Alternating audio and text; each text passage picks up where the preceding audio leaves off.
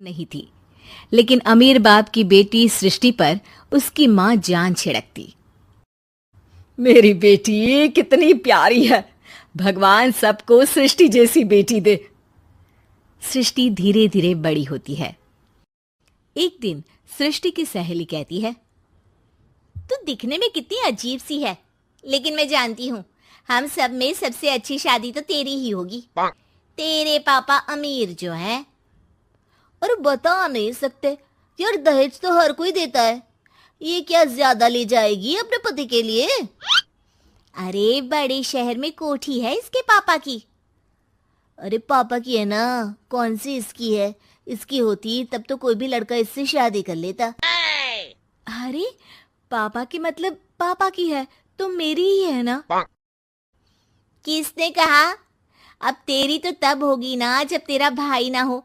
वैसे भी शादी के बाद सारी प्रॉपर्टी भाई के नाम होती है। सृष्टि समझ जाती है कि उसे किसी भी हालत में माँ बाप की सारी प्रॉपर्टी को अपने नाम करना है, लेकिन कैसे? एक दिन सृष्टि का भाई शीनू कहता है, बहन क्या कर रही है? तुझसे एक बात करनी है।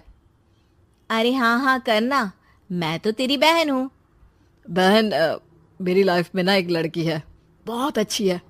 मैं सोच रहा हूँ माँ और पापा से बात करूँ शादी के लिए। सृष्टि को समझ में आ जाता है कि भाई की शादी होते ही भाभी उसे एक दिन भी घर में बर्दाश्त नहीं करेगी। क्या बात है भाई, बताना कौन है वो? यार वो बहुत अच्छी लड़की है, पढ़ी लिखी है, मेरे साथ जॉब भी करती है। बस एक प्रॉब्लम है। हाँ प्रॉब्लम? क्या प्रॉब्लम है भाई? यार वो शादीशुदा है, लेकिन उसके पति ने उसे सिर्फ इसलिए छोड़ दिया क्योंकि उसके माँ बाप दहेज नहीं दे पाए। सृष्टि ये सुनकर न जाने क्यों खुश हो जाती है।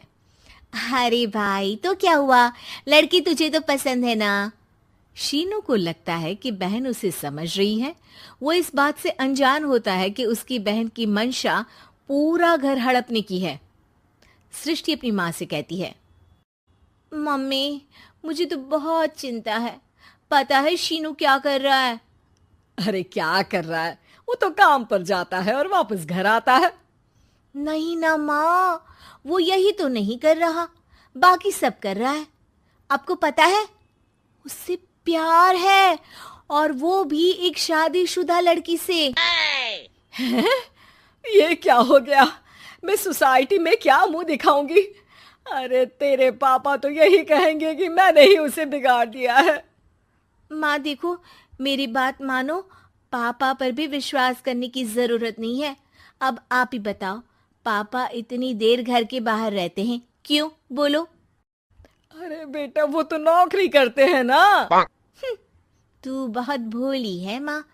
पापा का ऑफिस तो 7 बजे खत्म हो जाता है, लेकिन देखो कितनी देर से आते हैं। अरे नहीं नहीं बेटा, ऐसी कोई बात नहीं है। सृष्टि माँ को एक औरत से बात करते पिता की फोटो दिखाती है। देखो माँ कैसे हैं पापा, मैं ना कहती थी कि पापा सही नहीं है। मैं तेरे पापा से बात करूंगी, दे फोटो मुझे। ओ माँ, वो तो डिलीट हो गई। लेकिन चल, तूने तो देख लिया ना, पापा से बाद में बात कर लेना। और हाँ, मेरा नाम बिल्कुल मत लेना, हाँ माँ। अब क्या था, सृष्टि के माँ और पिता के बीच झगड़ा होना शुरू हो जाता है। सृष्टि के मन में क्या चल रहा था कोई नहीं जानता था। एक दिन, माँ सृष्टि के लिए एक लड़का देखा है, वो लोग शाम को उसे देखने आने वाले हैं। और हाँ माँ, एक खुशखबरी, मैं और पापा मिलकर एक नया बिजनेस ट्राई कर रहे हैं। शाम को लड़का आता है, सांवले रंग का। सृष्टि को तो बिल्कुल भी पसंद नहीं आता।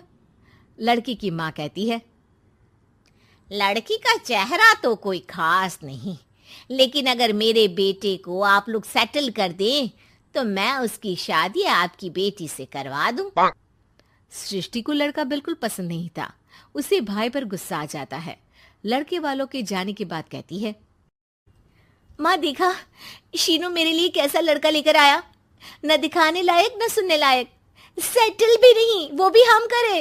अरे माँ, मैं जानती हूँ ये मेरी शादी किसी भी घर में क्यों करवाना चाहता है। अरे कैसी बात कर रही है बहन, तूने तो देखा ना, लड़के को मैंने ही मना कर दिया तुझसे शादी के लिए।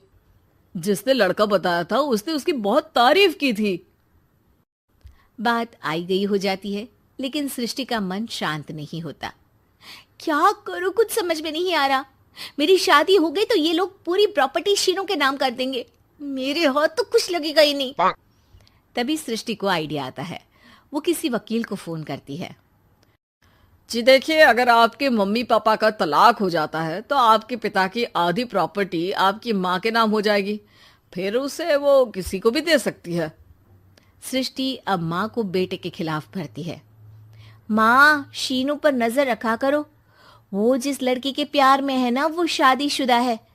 यहाँ आएगी, सारा पैसा, रुपया, जमीन, जायदाद सब हड़प लेगी। पापा का भी हाल तुमसे छुपा नहीं है। ऐसा ना हो कि मैं और आप एक दिन सड़क पर भीख मांगे। हे भगवान, मैं तो जीते जी मर जाऊंगी अगर ऐसा हो गया तो। ऐसा हो गया नहीं माँ, ऐसा ही होगा। अभी समय है, आगे का सोच लो। मैं तो कहती हूँ पापा से आधी प्रॉपर्टी लेकर अलग हो जाओ। पापा की आधी प्रॉपर्टी भी हम लोगों को अगर मिल जाती है ना, तो अगले 7 जन्म सफल समझो। बेचारी माँ बेटी के कहने पर पति से तलाक लेकर अलग हो जाती है। सृष्टि अब पैसों से गाड़ी और अपने दूसरे महंगे शौक पूरे करने लगी। उसके दोस्त भी उसके पैसे इस्तेमाल करते। सृष्टि, कल तुम कहाँ थी? मैं सारा दिन घर पर अकेली थी। तो मैं क्या करूं? मैंने ठेका तो नहीं लिया है ना तुम्हें संभालने का। माँ को सृष्टि से ये उम्मीद नहीं थी।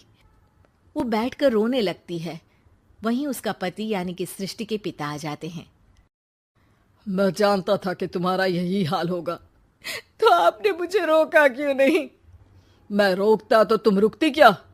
सृष्टि के कहने पर तुमने मुझ पर अपने बेटे पर शक किया, लेकिन तुम ये भूल गई कि कैसे हम दोनों ने मिलकर जीवन में इतना सब खड़ा किया। माँ पति के गले लग जाती है। मुझे माफ कर दीजिए, मैंने आपकी कमाई का एक बड़ा हिस्सा गवा दिया। कोई बात नहीं, तुम साथ हो तो मैं ऐसी 7 प्रॉपर्टी खड़ी कर दूंगा। तभी वहां सृष्टि आ जाती है रोते हुए। माँ, मयंक ने मुझे छोड़ दिया। वो बोल रहा